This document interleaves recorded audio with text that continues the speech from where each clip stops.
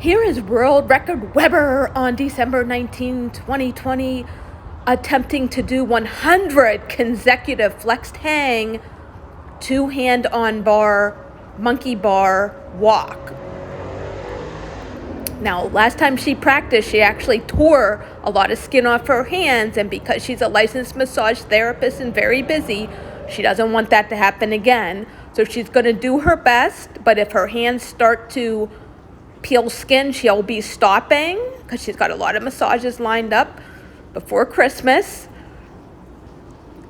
She's trying her very best, trying to do as many as she can, keeping the flexed hang, but also going as fast as she can. This is well over 60 feet in total. What she's doing, she's going down for the second lap, and she is getting tired, and she's allowed to pause, but every time she moves, she has to keep the flexed hang. So she's going to pause here briefly, and then she's going to get back into it,